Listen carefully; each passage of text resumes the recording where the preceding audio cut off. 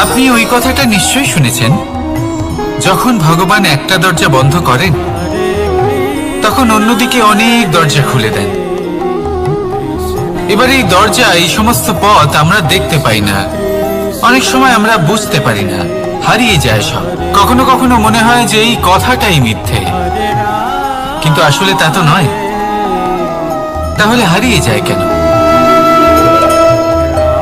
কারণ আমরা সময় নষ্ট করি এই দরজার দিকে তাকিয়ে থেকে। ভাবি এই বুঝি দরজা খুলবে, এবার দরজা খুলবে। অপেক্ষা করতে করতে আমরা অনেক সময় নষ্ট করে ফেলি।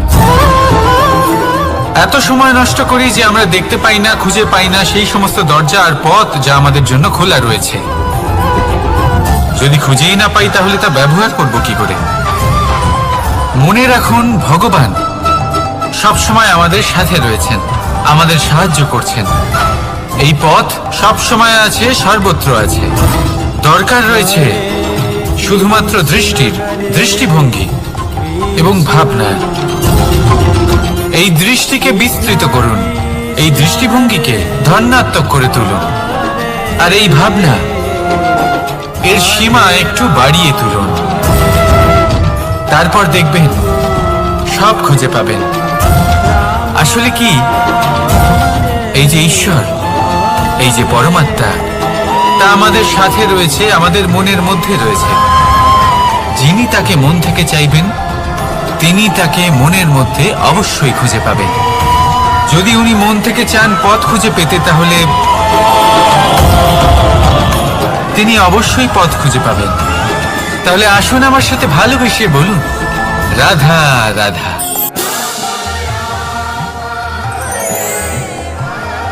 ধর্ম। আমরা সকলে ধর্মের বিষয়ে কথা বলি, কখনো নিজের ধর্মের বিষয়, আর কখনো অন্যের ধর্মের বিষয়। কখনো আমরা অধর্ম দেখলে সেই বিষয়ে কথা বলি।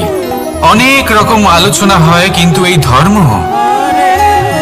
ধর্ম আসলে কি, সেটা কি কেউ বোঝে? যদি আমি আপনাকে উত্তর দিই, এই উত্তর সরল। ধর্ম হলো তাই যা মানুষকে অন্য মানুষের সাথে, সমস্ত বিশ্ব সংসারের সাথে আনন্দ সহকারে বাঁচতে শেখায়। সেই জন্য আপনি যদি কখনো কোনো ধর্মীয় স্থানে যান, সেই ধর্মীয় স্থানে গিয়ে আপনার শান্তির অনুভূতি হয়, তাই না?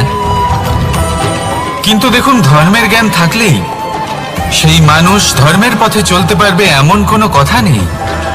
অনেক সময় সম্পর্কে যখন সংঘর্ষ বেড়ে যায়, তখন ইচ্ছের জন্ম হয়, ক্রোধের জন্ম হয়, অহংকারের জন্ম হয়, আর তারপর বিনাশ হয়ে যায় এই ধর্মের। সেই জন্য দ্বিতীয় সব থেকে গুরুত্বপূর্ণ গুণ যা আমার সারথীর মধ্যে থাকা উচিত, তা হলো ধর্মবীর হওয়া। এবার দেখতে হবে সেটা এই যে কে হবে সেই ব্যক্তি যিনি এই স্বয়ম্বরে নিজের ধর্মে অটল থাকবেন। কারণ সেই ব্যক্তি এই সংসার থেকে সরে এসে ধর্মের পুনঃস্থাপনের এই মহাকার্যে আমার সারথি হতে পারবেন। তাহলে আসুন আমার সাথে ভালোবেসে বলুন, রাধা রাধা।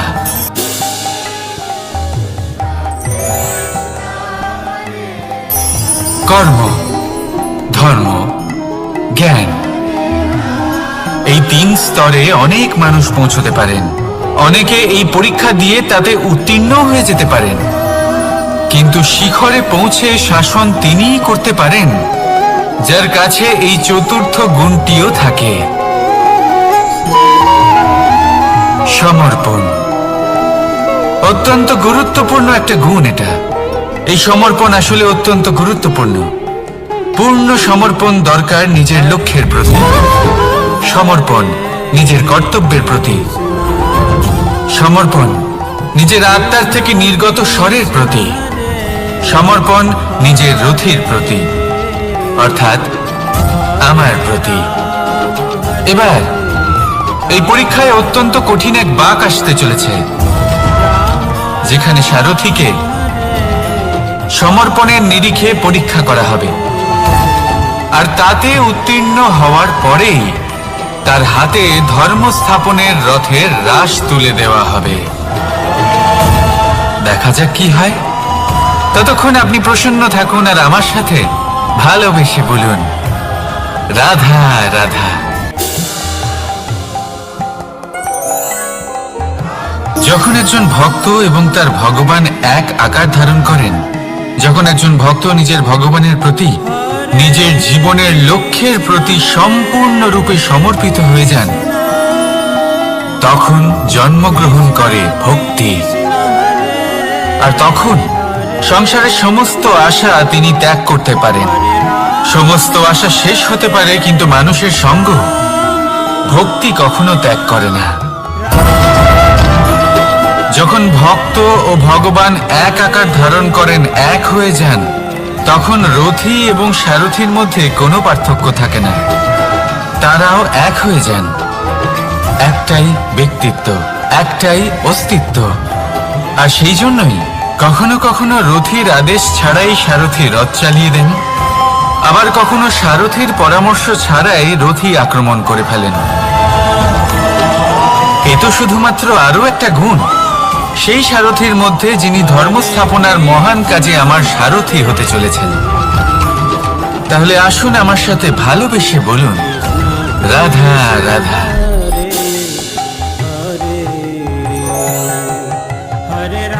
ভাগ করে নেওয়া বা বন্টন করা প্রত্যেক মানুষের জীবনে অবশ্যই হয়ে থাকে, আর অনেক সময় এটা জীবনে অতি আবশ্যক হয়ে পড়ে। কিন্তু ভাগ করার মনোকামনা তার থেকেও বেশি গুরুত্বপূর্ণ হলো যে কোন ঘটনার আধারে এই বাটোয়ারা হলো। অনেক সময় এই বাটোয়ারা হলো শান্তির প্রতীক, আবার অনেক সময় এই বাটোয়ারা বিপ্লব ঘটাতে পারে, এমন এক বিপ্লব যা মহাযুদ্ধ ঘটিয়ে দিতে পারে। দেখুন, বাটোয়ারা সম্পত্তির হোক বা হোক ভিক্ষার, শিক্ষা কিন্তু একটাই। জীবনে অনেক সময় বাটোয়ারা দরকার হতে পারে, কিন্তু যতদূর সম্ভব তা এড়িয়ে চলুন, একসাথে মিলে এগিয়ে চলুন। কারণ দেখুন, এই যে বাটোয়ারা ভাগ করে দেয়, আর সেখানেই একতা আপনাকে অগ্রসর করে। তাহলে আপনিও এটাই করুন, একসাথে মিলে সামনে এগোন, আর আমার সাথে ভালোবেসে বলুন, রাধা রাধা।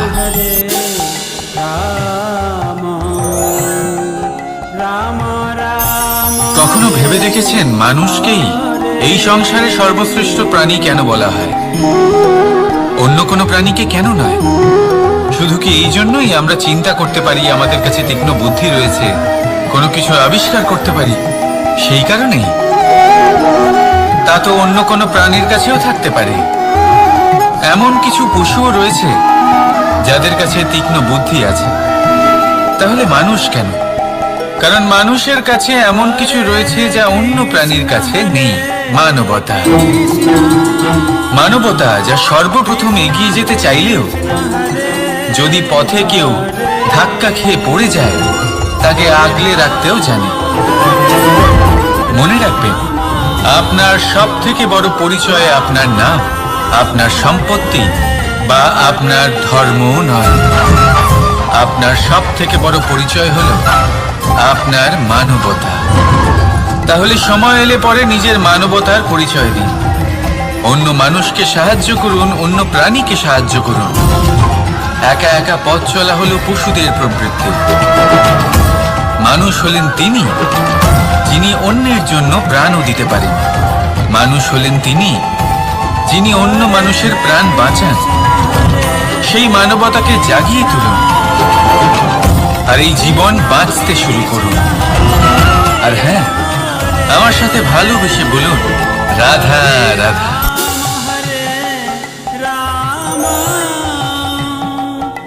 এই সংসারে মাতা পিতা তার সন্তানকে সব থেকে বড় উপহার কি দিতে পারে? বৈভব, সুযোগ সুবিধা, বাড়ি, নাকি আশেপাশের পরিবেশ? এই সংসারে মাতা পিতা তার সন্তানকে সব থেকে বড় উপহার শিক্ষা দিতে পারেন, কিন্তু তার জন্য সময়ের প্রয়োজন হয়। এবার এই সময় অত্যন্ত অদ্ভুত। সময়ের ধারণা সবার রয়েছে। কখনো কখনো কিছু কঠিন সময় বরদানের মতো আমাদের সম্মুখে আসে। এরকম কোনো সমস্যার কথা যদি আমি বলি, যেমন যুদ্ধ, মহামারী, মহা অসুখ, এরকম সময় আমাদের কাছে যথেষ্ট সময় থাকে। এই সময় আমরা চিন্তা করি, ভয়ভীত হই, কে জানে কত সম্পত্তির ক্ষয়ক্ষতি হবে। এবার এই সময় কিভাবে কাটিয়ে ওঠা যায়? অশুভ চিন্তা তার মনের মধ্যে বাসা বাঁধে, সে বুঝতে পারে না সে কি করবে। আমি বলবো চিন্তা ত্যাগ করুন, এই ভয়কে ত্যাগ করুন। আর মনে রাখুন একটা গুরুত্বপূর্ণ কথা, যে ঈশ্বর আপনাকে বরদান দিয়েছেন যাতে আপনি নিজের কর্তব্য পূর্ণ করতে পারেন। কর্তব্য, নিজের পরিবারকে সময় দেওয়া, নিজের সন্তানকে শিক্ষা দেওয়া। তাদের সাথে বসুন, কথাবার্তা বলুন, আলোচনা করুন। কিছু কথা তারা বলবে, কিছু আপনি বলবেন, কিছু আপনি শিখবেন, কিছু তারা শিখবে। তাদের সাথে খেলা করুন, তাদের সাথে পূর্বপুরুষের গল্প করুন। এইসব করলে তাতে না শুধু তাদের ভবিষ্যৎ উজ্জ্বল হবে, বরং আপনিও সন্তুষ্টি পাবেন। ভয়ভীত হবেন না। আজ বর্তমানে আপনি কি করতে পারেন যাতে আপনার বর্তমান সঠিক হবে এবং ভবিষ্যৎ উজ্জ্বল হবে, তাতে একাগ্র হন। সব কিছু শুভ হবে। রাধা রাধা।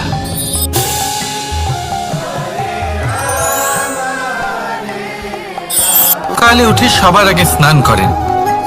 কেন? বুঝতেই পারে না।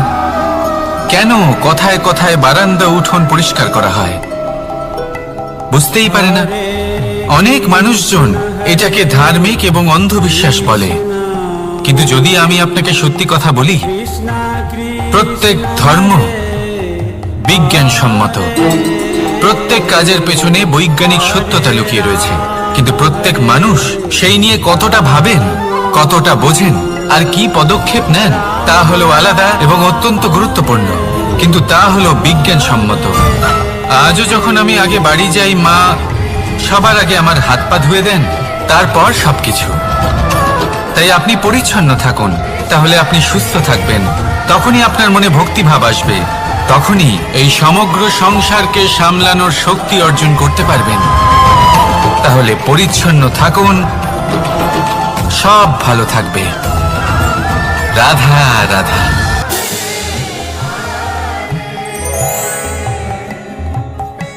মানুষের জীবনে স্বচ্ছতার একটা আলাদা গুরুত্ব আছে। যদি আপনি নিজেকে স্বচ্ছ রাখেন, তাহলে আপনার নিজেরও ভালো লাগবে, সামনের ব্যক্তিরও ভালো লাগবে, একটা অন্যরকম প্রভাব পড়বে। কিন্তু একজন শ্রেষ্ঠ ব্যক্তি কিভাবে হয়ে ওঠা সম্ভব? যার মধ্যে গুণ আছে, শিক্ষা আছে, শুভ চেতনা আছে, যিনি সৎকর্ম করেন। কিভাবে হব সেই ব্যক্তি যার মধ্যে জ্ঞান আছে? শুধুমাত্র স্বচ্ছ থাকলে তো তা হওয়া সম্ভব নয়। প্রথমে আপনাকে বুঝতে হবে যে মানুষের মধ্যে চারটি মূল তত্ত্ব আছে। প্রথম হলো তার শরীর, যার দ্বারা উনি যে কোনো কর্ম করে থাকেন। দ্বিতীয় তত্ত্ব হলো তার মন, যার দ্বারা কোনো কর্ম করার জন্য সে নিজেকে প্রেরণা দিতে থাকে। তৃতীয় তত্ত্ব হলো বুদ্ধি, যে কর্ম আমরা করতে চাই, যে লক্ষ্যে আমরা পৌঁছতে চাই, সেটা আমরা কিভাবে কোন পথে করব সেটা স্থির করা যায় বুদ্ধি দিয়ে। আর চতুর্থ তত্ত্ব হলো আত্মা। আত্মা হলো এমন এক তত্ত্ব যার কোনো সমাপ্তি নেই। আত্মা হলো অজয়, কিন্তু এরও শুদ্ধিকরণের প্রয়োজন হয়। এই চারটি তত্ত্বের শুদ্ধিকরণ করতে থাকুন, এতে নির্মল রাখুন, শুদ্ধ রাখুন। এবং এটা কিভাবে হবে? শুভ চেতনা দ্বারা, জ্ঞানের দ্বারা, এবং সব থেকে বেশি গুরুত্বপূর্ণ প্রেমের দ্বারা। আসুন আমার সাথে ভালোবেসে বলুন, রাধা রাধা।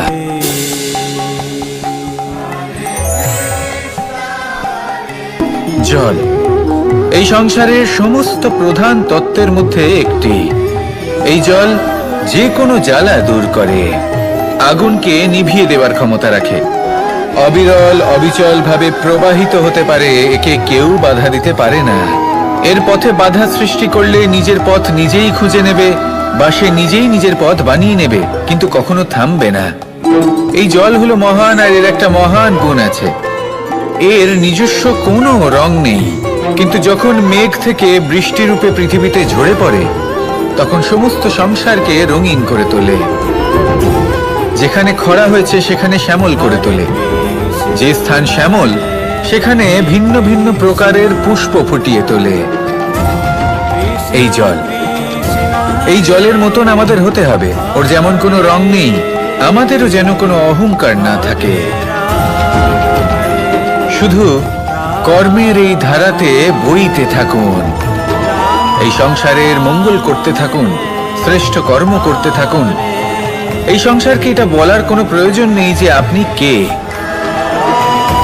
আপনি যদি কর্ম করতে থাকেন তাহলে এই সংসার নিজে থেকেই আপনার মূল্য জানতে পারবে, আর তখন এই মন প্রসন্ন হয়ে বলবে, রাধা রাধা।